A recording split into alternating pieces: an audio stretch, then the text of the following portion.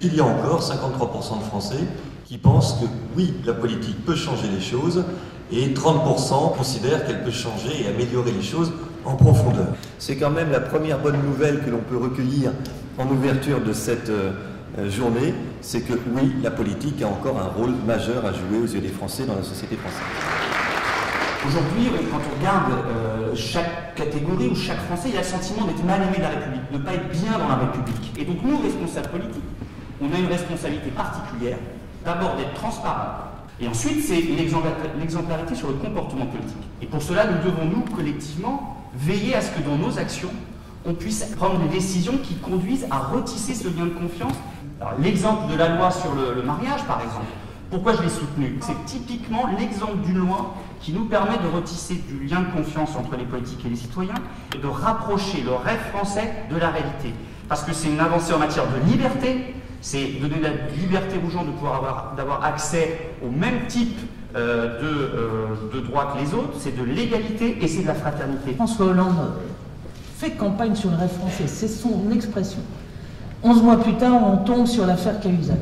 Autant je pense qu'il faut être transparent, autant je pense qu'il risque aussi d'y avoir une tyrannie de la transparence. Nous avons droit à nos secrets, nous avons droit à l'oubli. Juste un mot sur l'affaire Cahuzac, puisque Françoise, vous l'avez soulevé, c'est un indicateur d'une crise de la classe politique française, parce qu'en face, ce monsieur n'est pas arrivé directement ministre sans avoir toute une carrière, ce qui est normal. Cette classe politique a à s'interroger, je dirais très simplement, dans la fracture qui existe. Et cette fracture n'est pas simplement économique et sociale.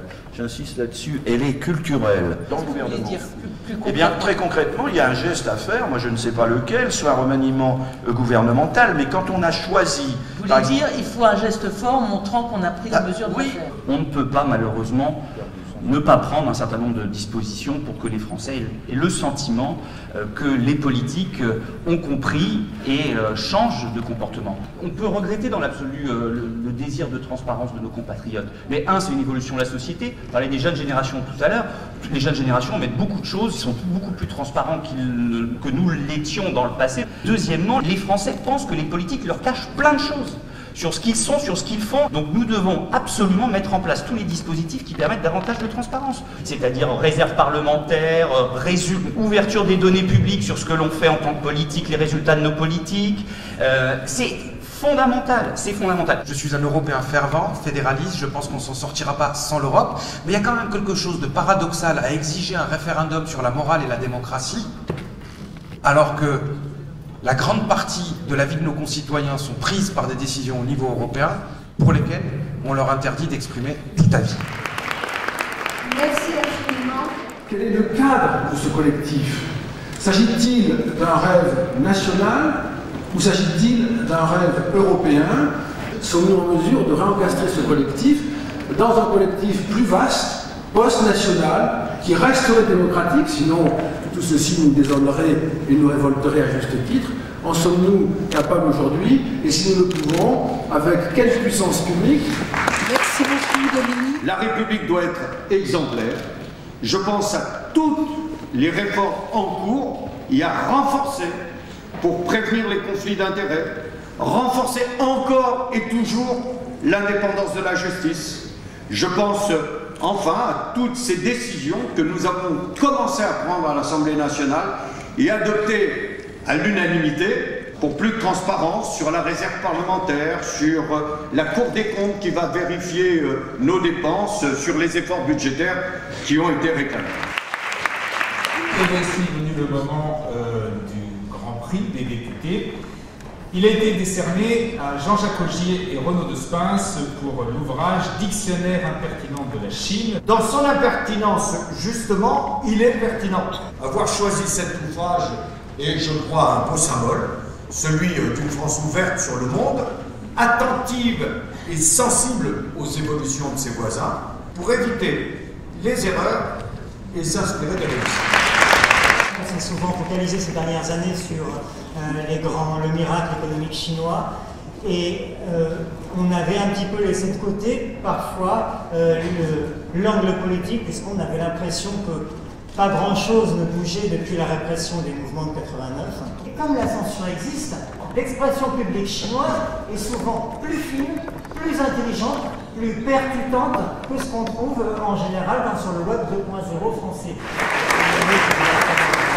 C'est venu donc le moment de distinguer le prix du livre politique 2013 et c'est Bruno Le Maire pour Jour de pouvoir. Ce livre est un journal 2010-2012 et qui correspond à votre expérience de ministre de l'Agriculture. En fermant votre livre, on se dit, mais c'est ça la politique, ce sont ça les résultats que l'on obtient avec ses efforts, ses voyages et ses contacts constants. Je vais vous dire à quel point pour moi la littérature dit effectivement la politique, raconte la politique, explique ce qu'est la politique mieux que ne peut le faire aucun autre art. Relisez La Fontaine et vous verrez que lorsque La Fontaine, dans Les animaux malades de la peste, dit « tous n'en mourraient pas, mais tous étaient touchés », j'ai peur que La Fontaine dise mieux que personne ce que vit la classe politique dans les heures difficiles que nous traversons actuellement.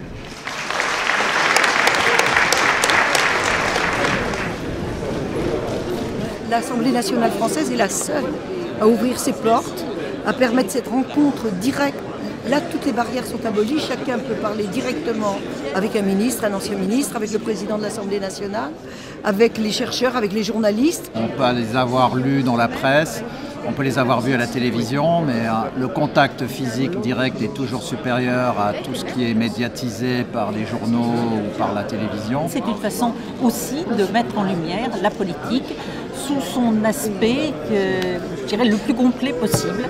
Le débat oral et l'encouragement du livre écrit me paraît être un très bon mariage pour permettre aux gens de réfléchir un peu sur les problèmes au-delà du court terme. En tant qu'auteur, c'est très intéressant en fait de rencontrer des personnes soit qui ont lu le livre et qui l'ont apprécié ou qui ont des critiques, ou au contraire qui le découvrent en discutant avec nous, on essaie de leur donner envie. Je viens de croiser quelqu'un qui m'a posé une colle sur François Hollande alors que le livre parle de la vie de François Hollande. Il m'a mis sur une piste que je vais peut-être essayer de gratter pour un prochain bouquin, pourquoi pas. Être là aujourd'hui, c'est aussi l'aboutissement d'un processus qui fait qu'il y a un peu plus d'un an, j'ai souhaité m'engager dans ce travail d'écriture. On a beaucoup d'occasions de s'exprimer par les médias, en tant que député, dans l'hémicycle, etc. Mais écrire un livre, ça permet d'aller plus loin, d'aller plus dans le détail, de pouvoir développer une pensée. Je trouve ça vraiment super de donner la parole à des auteurs inconnus mais qui ont des choses à dire sur la société française. Bon, pour moi, c'est un de ces jours où en effet je retrouve un petit peu confiance. Je me dis tiens,